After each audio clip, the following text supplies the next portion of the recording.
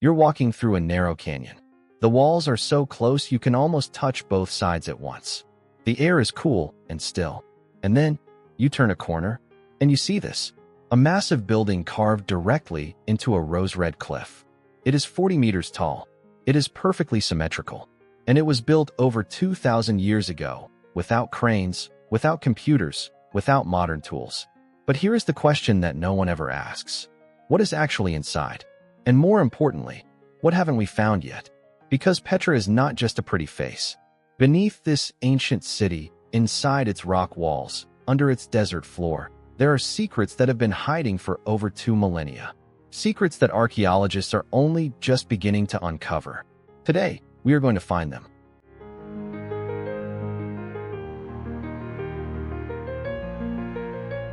Petra, the rose-red city, the lost city of the Nabateans. It is one of the most famous archaeological sites on planet Earth. It is a UNESCO World Heritage Site. It was named one of the new 7 wonders of the world. Millions of tourists visit every single year. Hollywood put it in Indiana Jones. National Geographic put it on their cover dozens of times. Everyone has heard of Petra, but almost no one truly knows what Petra is. Most people think they understand it. They picture the Treasury, that iconic carved building at the end of the canyon. They imagine camels, sand, and a dramatic movie scene. And then they go home, satisfied that they have seen Petra. But what if we told you that the Treasury, the most photographed, most famous, most recognized structure in all of Petra, is actually not even the most important building there? What if the part of Petra that everyone photographs is, in fact, just the lobby? In this video, we are going on a deep dive beneath the surface of one of the most mysterious cities ever built. We are going to explore its hidden water systems, its unopened tombs, its underground chambers, its buried streets, and its greatest secret of all, a discovery that completely changed what historians thought they knew about the people who built this place. By the end of this video, I promise you, you will see Petra in a way you have never seen it before. Let's go!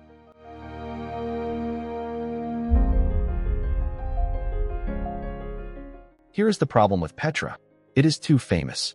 And that fame is actually hiding how little we understand it. When a place becomes an iconic image, when it becomes a logo, a postcard, a movie set, people stop questioning it. They stop wondering. They just accept it as something they already know. But archaeologists who have spent their careers studying Petra will tell you something very different. They will tell you that Petra is, in many ways, still a mystery. A deep, profound, unresolved mystery. And the numbers prove it. Petra covers approximately 264 square kilometers of desert terrain. That is a massive area. And here is the shocking part. Archaeologists estimate that less than 15% of Petra has ever been excavated. Let that sink in. That means 85% of Petra is still underground, still untouched, still waiting. The city we see on the surface, the carved facades, the colonnaded street, the temples, is only the skin. Beneath it, there could be entire neighborhoods, buried marketplaces, royal palaces, libraries, ceremonial spaces, all sealed under centuries of sand, rock, and collapsed debris. And the challenge is enormous. Excavating in Petra is difficult, expensive, and delicate. The rock is fragile. The desert weather is brutal. The site is actively used by tourists every single day. Funding for archaeology is never enough. And the more archaeologists dig, the more they realize just how much there is left to find. But in the last 20 years, technology has started to change the game. Ground-penetrating radar, satellite imaging, 3D mapping, drone surveys, LiDAR scanning. These tools are allowing archaeologists to peer beneath the sand without even touching it. And what they are finding is absolutely astonishing. The picture that is emerging is not of a small desert trading post with some fancy carved buildings. It is the picture of a massive, highly sophisticated, brilliantly engineered ancient metropolis. One that may have been home to over 30,000 people at its peak. And almost all of it is still hidden. So let's start digging, at least metaphorically. The first question anyone should ask about Petra is this: how did 30,000 people survive in the middle of a desert? There are no rivers near Petra. There are no lakes. There is no permanent water source. Annual rainfall is less than 150 millimeters per year. By any logic, Petra should not have been able to support a large population. And yet, it did. for hundreds of years? The answer lies in one of the most remarkable feats of engineering in the ancient world, the Nabatean water system. Cut to footage of carved channels and rock walls, ancient cisterns, and tunnel openings. The Nabateans, the people who built Petra, were absolute masters of water management. They designed and built a water system of breathtaking complexity and intelligence. And much of it is still functioning, or at least still visible, today. Here's how it worked. The Nabateans carved hundreds of channels into the rock walls throughout the entire Petra region. These channels, some as narrow as your hand, some wide enough to walk through, were designed to catch and redirect every single drop of rainwater that fell on the surrounding mountains. When it rained, even slightly, the channels would direct the water along carefully calculated paths, slowing it down, controlling its flow, guiding it away from the city's center to prevent flooding, and simultaneously funneling it into a network of underground cisterns. Animation or diagram showing water system. These cisterns were carved deep into the bedrock. Some held hundreds of thousands of liters of water. They were sealed, protected from evaporation, and distributed throughout the city so that no neighborhood was ever far from a water source. There were also pipelines, actual pipelines, made from fired clay ceramic pipes that carried water under pressure through the city. These pipes predate Roman plumbing. They were used to supply public fountains, bathhouses, and private homes. Archaeologists have found the remains of these pipes throughout Petra. Some are still intact. An analysis of the system shows that the Nabateans understood concepts of hydraulic pressure, flow rate, and water distribution that would not be formally described in Western science for another 1,000 years. But here is the part that still amazes experts today. The Sick, the long, narrow canyon that serves as Petra's main entrance, was not just a dramatic walkway. It was an engineering masterpiece. On both sides of the Sick, carved into the walls, are channels that carried fresh water into the city from a spring called Ain Musa, the Spring of Moses, several kilometers away. The engineering required to maintain consistent water flow across that distance, through a twisting canyon, over varying elevations, all without any machinery, is extraordinary. The Nabateans calculated it perfectly, and much of this water system is still unexcavated. There are cisterns and channels that archaeologists have located using ground-penetrating radar, but have not yet been able to fully explore. The full extent of Petra's water infrastructure is still unknown. Now let's talk about the Treasury, because almost everything you think you know about it is wrong. First, the name. The Treasury. Where did that name come from? It didn't come from archaeologists. It came from local Bedouin legends. For centuries, Bedouin people who lived near Petra believed that the large stone urn at the top of the treasury contained hidden treasure, possibly gold left by ancient pharaohs. So they called it Al-Khazna, the treasury. They even shot at the urn with guns, hoping to break it open and release the treasure. The urn is solid stone. There is no treasure inside it. It is carved from the same rock as the rest of the building. But the real question is, what is the building itself? What was it actually used for? For decades, archaeologists classified it as a royal tomb, and that is still the most widely accepted theory. But tomb may be underselling it dramatically. Footage of the interior chamber of the treasury, a small, simple room. If you walk inside the treasury, which tourists can now do, you find almost nothing. A plain, square room. No decoration, no inscriptions, no paintings, completely bare. This has always puzzled researchers. Why would you carve the most elaborate, most ornate, most stunning facade in all of Petra, and then leave the interior completely empty? The answer may lie beneath the floor. In 2003, archaeologists conducted a survey of the ground directly in front of the treasury. Using remote sensing equipment, they detected what appeared to be chambers beneath the courtyard floor. Possible underground burial chambers, possibly containing the remains of Nabatean royalty. Those chambers have never been opened. The treasury's secret may literally be right under our feet, and it is still sealed.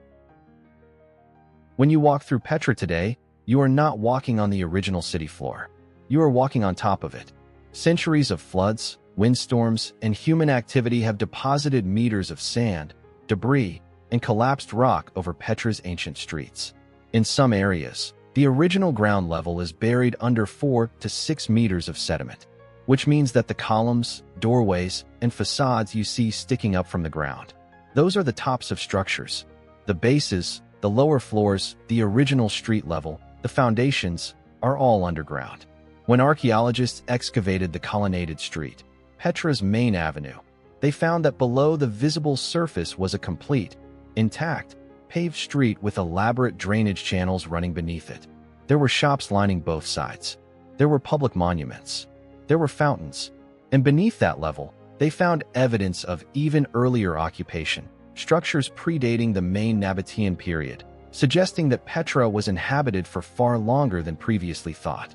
In 2016, a team from National Geographic and the University of Cincinnati used a combination of drone photography and ground-penetrating radar to survey a large area south of the colonnaded street. What they found was remarkable. Buried just under a meter of sand, invisible to the naked eye, was a massive, previously unknown monumental platform. It was larger than an Olympic swimming pool. It may have been a significant civic or ceremonial structure at the very heart of the ancient city. Nobody had known it was there. Nobody. In a city that has been studied since the early 1800s. In a city with millions of visitors. In a city that has been the subject of hundreds of academic papers. And there it was, hiding 1 meter underground. That discovery was a turning point. It reminded the archaeological world, in the most dramatic way possible, that Petra is not understood. Petra is not known. Petra is still, fundamentally, a secret. Here is a number that will surprise you. Petra contains approximately 800 tombs. 800. Most tourists see maybe a dozen. They walk past the Treasury, look at a few facades near the city center, and head home. They have no idea that dotted across every hillside, every cliff face, every rocky outcropping in the Petra region, there are hundreds upon hundreds of carved burial chambers. And the vast majority of them have never been scientifically excavated. The tombs range from simple, plain openings in the rock, small chambers where ordinary people were buried, to the grand, ornately decorated royal tombs that overlook the city from the eastern cliffs. The royal tombs are massive. The urn tomb, the silk tomb, the Corinthian tomb, the palace tomb. Each one is a dramatic architectural achievement. But size does not equal understanding. Many of these large, important tombs have been looted multiple times throughout history. Roman soldiers looted them. Medieval travelers looted them. Even early Western explorers in the 19th century took artifacts without proper documentation. What might have been inside? The burial goods, the inscriptions, the objects that could have told us about specific Nabatean leaders and their culture is largely gone. But not everything. In some of the smaller, more obscure tombs, the ones that looters overlooked because they seemed unimportant, archaeologists have found remarkable things. Ceramic vessels, jewelry, coins, carved ivory objects, textiles, human remains that can be studied for DNA and dietary information. These finds are slowly, piece by piece, building a portrait of daily Nabatean life that no textbook had described before. And here is the exciting part. Because so many tombs remain unexcavated, every single field season brings new possibilities. Every year, an archaeologist might open a chamber that has been sealed for 2,000 years and find something that completely changes our understanding. It has happened before. It will happen again.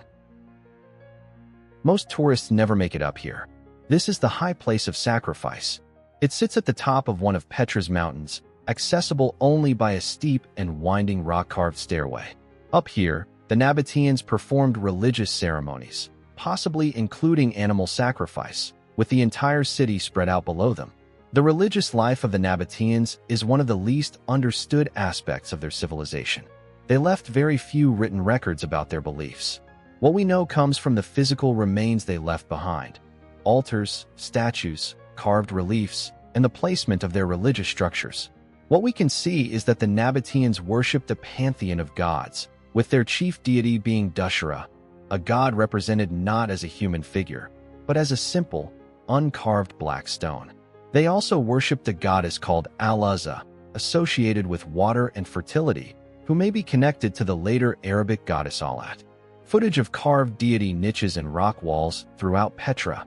Throughout Petra, you can find hundreds of these niche monuments, rectangular niches carved into rock faces, often containing a simple rectangular stone block representing a deity. They were essentially small, open-air shrines that dotted the city everywhere, in streets, at crossroads, near doorways. The Nabateans did not primarily worship inside closed temples. Their religion was more intimate, more immediate.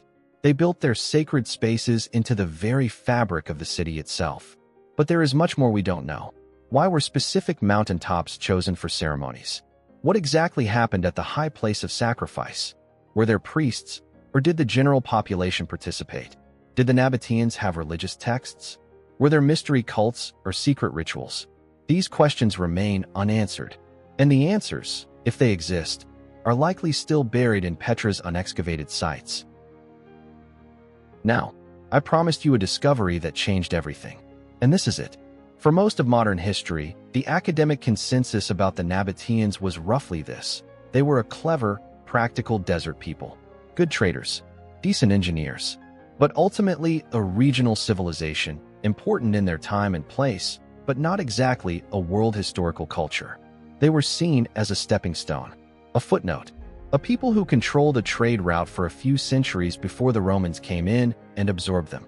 That view has been completely dismantled in the last 2 decades. And the discovery that did most of that dismantling happened not in a tomb, not on a mountaintop, but in a library. The Nabatean script. The Nabateans had their own writing system, Nabatean Aramaic, and for a long time, archaeologists knew about it, studied it, translated it, but didn't fully appreciate its significance. Here is what they eventually realized. Nabatean script, the writing system used by the traders of Petra, directly evolved into Arabic script. The letters changed over centuries. The language changed. But the visual form of the writing system that over 1 billion people use today to write in Arabic traces its roots directly back to the caravans, the merchants, and the rock-carved inscriptions of Petra. The people who chiseled those inscriptions into the rose-red cliffs of southern Jordan were, in a very real sense, writing in a proto-form of the script that would go on to carry the Quran, the works of Ibn Sina, the poetry of Rumi, the news headlines of today. That is not a footnote. That is a world historical contribution. But it gets even more astonishing. In 2021 and 2022, researchers using advanced satellite analysis and LiDAR, a laser-based mapping technology that can see through vegetation and sand, completed a comprehensive survey of the broader Petra region. Not just the city center, the entire surrounding landscape. What they found revealed that Petra was not simply a city. It was the center of a vast, carefully managed agricultural and industrial landscape that stretched for kilometers in every direction.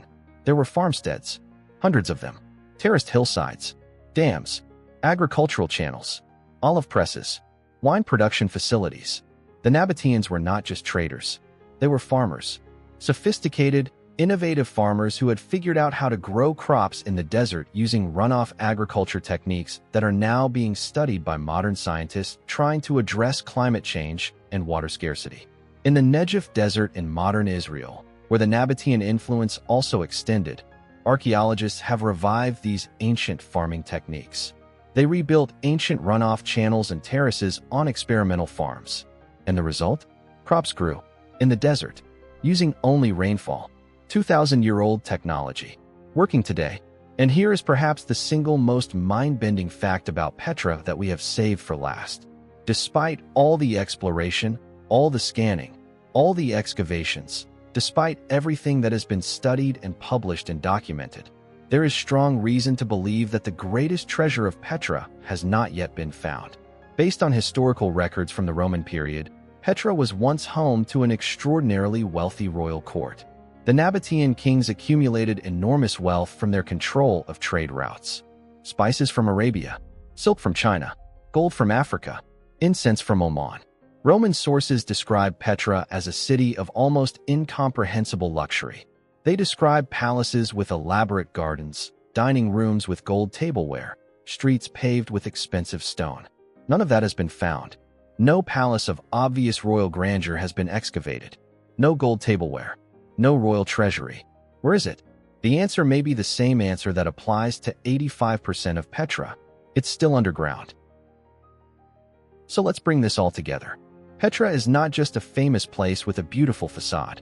It is one of the most complex, most sophisticated, most ingenious human achievements of the ancient world. Its water system defied the desert, giving 30,000 people life in a landscape that should have killed them. Its tombs, 800 of them, hold the secrets of a people, most still sealed and waiting for the first careful hand to open them. Its buried streets, its unidentified platforms, its underground chambers, they represent a city within a city, hidden below the surface that tourists photograph every day. Its religious life, intimate, embedded in rock, scattered across 1,000 carved niches, speaks of a spirituality we are only beginning to understand. And its script, those chiseled letters in rose-red stone, planted the seed of a writing system that would, centuries later, carry the words of one of the world's great civilizations.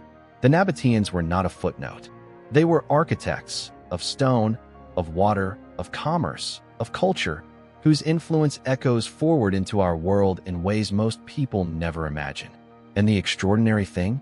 The most extraordinary thing of all, we have only seen 15% of what they left behind. Petra is not a city we have found. It is a city we are still finding. And every year, every excavation season, every new satellite scan, every careful brush stroke on buried stone, brings us closer to understanding the full, astonishing truth of what is hidden in the lost city of Petra. And that's where we'll leave it today, standing at the edge of everything we still don't know.